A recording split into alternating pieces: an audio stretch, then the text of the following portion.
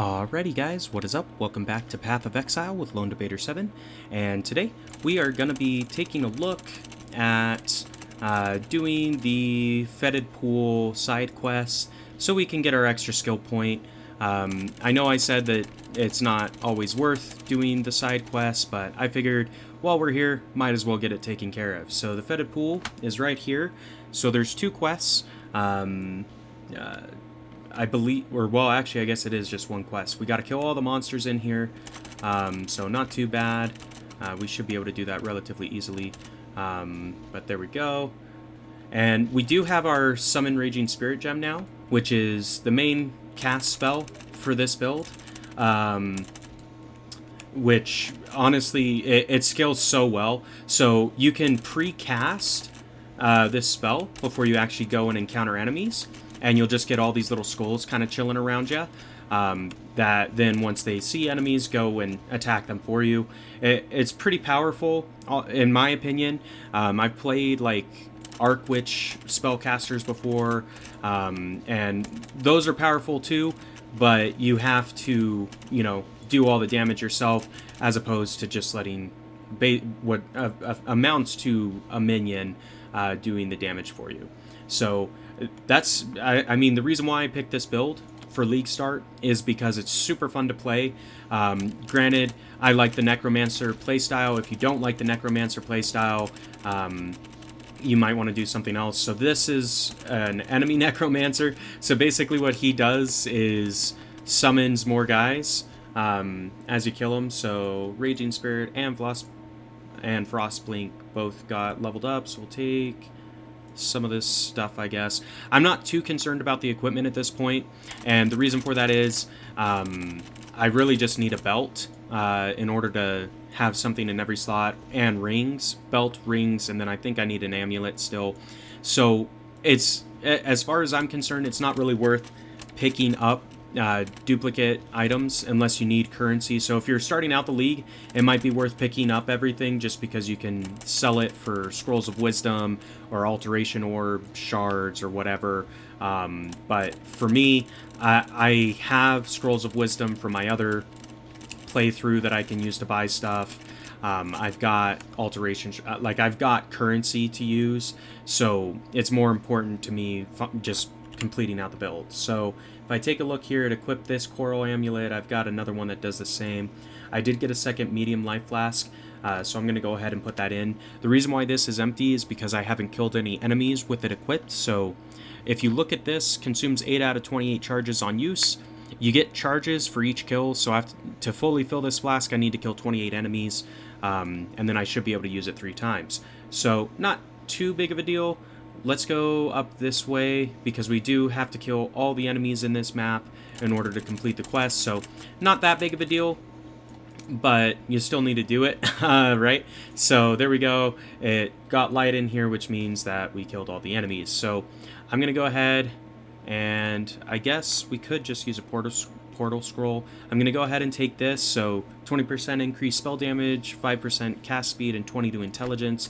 Really good skill to beeline for right off the bat. It is one that you need to take eventually anyway in order to follow the build guide. It's not always 100% required to follow the build guide exactly, but if it's your first time playing a character or first time using a build, I definitely would suggest, you know, sticking to it relatively religiously, just because it means that you won't end up making a mistake. So we got a Book of Regrets for this one. Basically what this does is it means if we made a mistake picking skills, we can go back and swap them out for something different. So I'm just checking the wands that we've got here. So 14, 10 to cold resistance, that's actually pretty good. This adds spell, so let's do this. We're gonna swap this one out, and I want to have this guy on as well. We're going to move our gems into the offhand wand, and then I'll put this in there. It doesn't necessarily matter, right? It's not that big of a deal, but having the increased resistance is going to be helpful because it'll increase our sustainability on maps. The rest of the items I'm just going to sell because I don't need them. Freezing Pulse, I'm also going to sell because I don't need it. You can, like if it's your first time through, you can save skill gems and you can use them to build, whatchamacallit, you can use them to unlock or craft them with like an iron ring. So if I sold this iron ring with that skill gem, and I think there's one other item, you might need an orb of alteration, something like that, you can go ahead and get a frost resistance ring. So that can be useful to you if you're having trouble getting a specific resistance. You can buy a skill gem. So like if you use a blue gem, it'll give you frost resistance, a red gem will give you fire resistance, and a green gem will give you lightning resistance. With that being said, let's go back to the Submerged Passage, because that's where we need to travel in order to keep on progressing through. I've got all the medium life flasks that I want. This got unbound, which is annoying. So we're going to reattach Frostblink. The only downside to having it auto-cast is it does chew through your mana. The thing about that, though, like it's definitely worth it, in my opinion, because it increases your speed. And, you know, you should be actively using your flasks. Like, your flasks allow you to push farther along the map. And as you encounter more enemies, you can go ahead and refill your flasks. So, like, it pays for itself, in my opinion. Because if you're moving through the map faster... ooh, there's a ring here. We are going to take that. Cool. Auto-equipped. Nice. So once we start getting more mana, we will be able to do this a little bit easier. So what I want to do next is I think we want to start scaling our minion damage. So we want this one, and then we'll go for Lord of the Dead after. And the reason why is because our Summon Raging Spirit, those spirits, the little skulls that are flying around, are technically minions. So when we increase our minion damage, it increases how much damage our main spell is doing when we cast it, which becomes really powerful. Like, eventually you will get that spell so strong that, like, it will one-shot everything, so you don't even... Like, if you cast your spell, you kill the enemies, right? Which is good. It's really good. So, not a big deal. This map is kind of annoying because it's not always the easiest to figure out what direction you need to go. I do like picking up the Scrolls of Wisdom when I encounter them, just because that's the base currency in the game.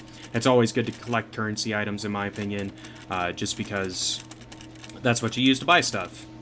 So that, and you need Scrolls of Wisdom to uncover rare and magic items, so the blues and the yellows, to see what effects they have. In addition, if you aren't going to use a blue or a yellow item, it is worth identifying it with a Scroll of Wisdom before you sell it, because it increases the amount of currency you get by like 2/3 or something like that. I forget what the exact math is, but it is worth doing. Like, if you just sell an unidentified blue or yellow item, you won't get the full amount of currency back for selling it. So just bear that in mind. Like, if you don't have the Scrolls of Wisdom, it's fine, just sell the item. It's not the end of the world.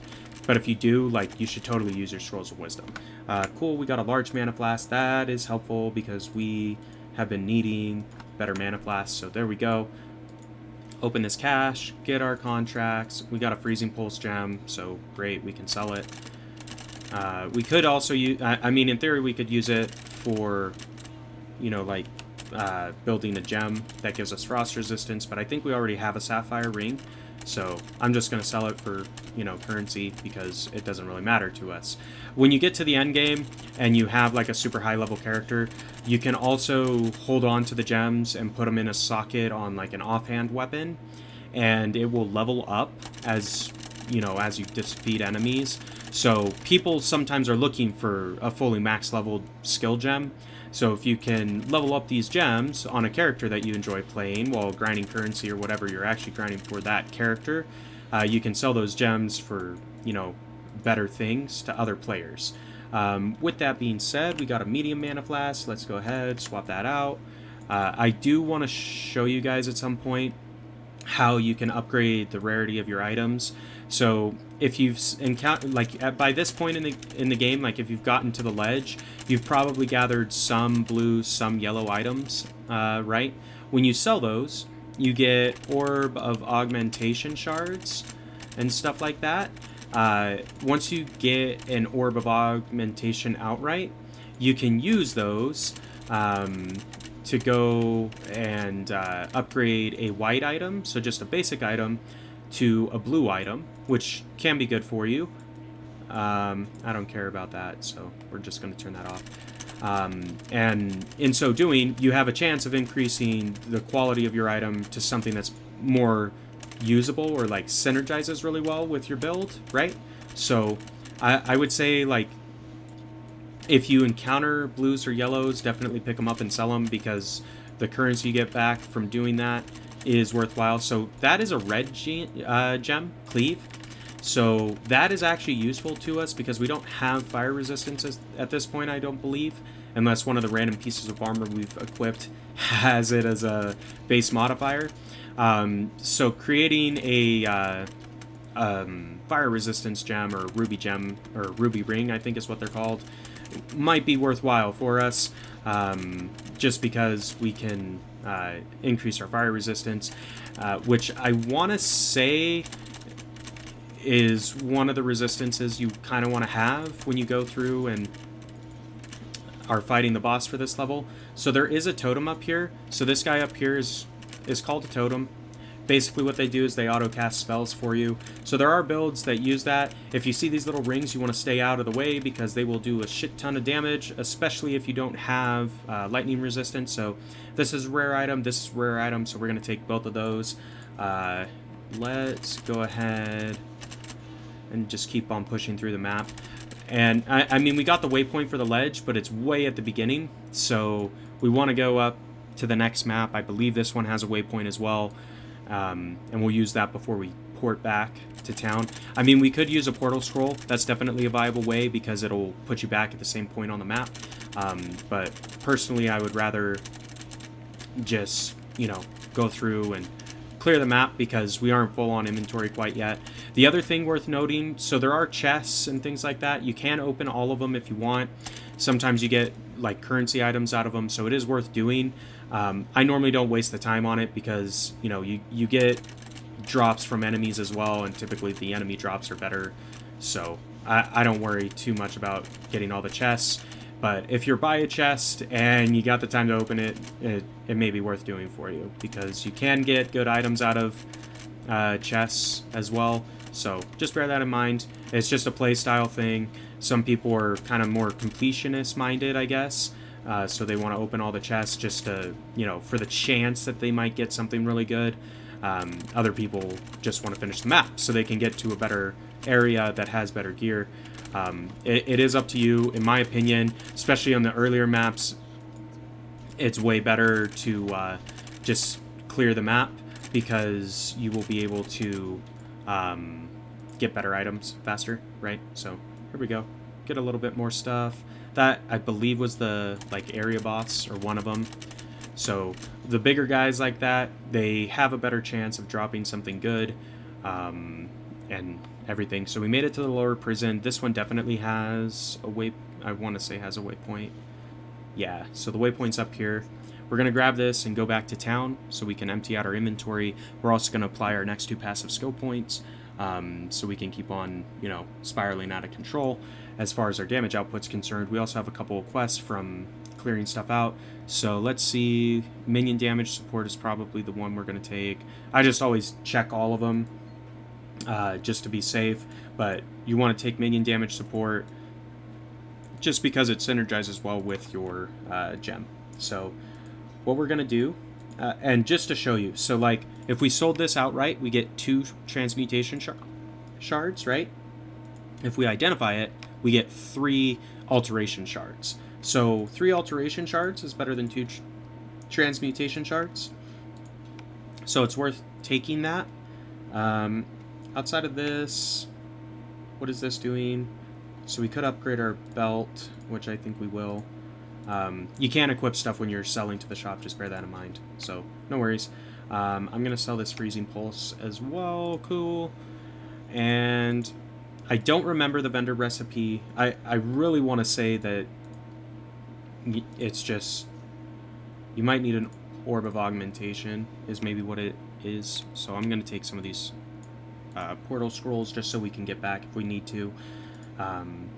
Now, if you are new to the game and haven't done any microtransactions, you won't have this currency tab. If you are going to spend money on the game, definitely prioritize getting the currency tab because it just makes it so much nicer. You can dump all your currency in there and not have to worry about it. Outside of that, I think I'm just... well, we've got an iron ring. I think... I don't remember what this is going to be, so we're going to grab one of each of these. If you shift and then click, it'll let you split the stack like this. So I'm just going to grab one of each, and we're going to see if we can figure out this vendor recipe. So I believe it is an iron ring. Oh, it's just an iron and then the gem, and that will give you a ring, with the resistance. So we get a level 16 ruby ring. We can't wear it because we're not level 16, but that's okay. We can, use it later. So the other thing I wanted to show you is... some of the other stuff. So I don't really want arcane surge support on this one. What I do want is minion damage support, because that will increase the amount of damage from our skulls by 25%. So that is actually really useful for us. The summon phantasm support, I need a 3 blue linked item before I can add that into the mix. But that is another good gem to put on, because basically if they kill your minion, it will auto summon like a phantom minion in its place, so it becomes powerful. Basically they have to kill 2 minions as opposed to just 1. But what we're going to do first is take Lord of the Dead, 15% increased life and damage. It also increases the number of zombies or skeletons we can raise, so that is a good one. Then we want to go down this way to get over to these right here. So Enduring Bond, this increases your minion damage as well. So definitely, at this point in the game, we're not having trouble staying alive, so it is better to go ahead and increase your damage output so you can take out the enemies faster before they can, damage you, right? I hope that makes sense. So we've made it to the lower prison. We've upgraded our gems, or well, we've kind of changed our gem layout. We're saving this one until we can apply it. We're saving this ruby ring until we can wear it. Not a big deal. Realistically, there's a couple of things you want to look at. So if we look at your defense tab, you can open this up by pushing the C key. It'll default to offense, go to defense, and you can take a look at your resistances. Right now we only have 10% cold and 6% lightning. And that is just based off of our gear. So this one gives us the lightning resistance, and I think our wand gives us the cold resistance, right? Rings are a really good way to increase your resistance. Adding 22% fire resistance would be really helpful because we don't have any fire resistance on this character yet. The goal for your resistance is you want to get them to 75% if at all possible, because that will increase your sustainability and make it hard for the enemies to actually kill you in one shot, stuff like that. So we've summoned these guys right here, yeah, and they go off map and start attacking. So it's actually kind of cool. You don't even have to be able to see the enemies in order to do the damage. The only downside with this is it's not the easiest to control which enemy they actually attack. Normally they just default to whichever one's the closest, but not a big deal. What I'm going to do though, since we are nearing that 20-minute mark, is I'm going to call the episode here for today. In the next one, we're going to go ahead and finish up the prison and see if we can't complete Act 1. If you enjoyed the episode today, be sure to like, comment, subscribe as always. And until next time, this has been Lone Debater 7, and we will see ya.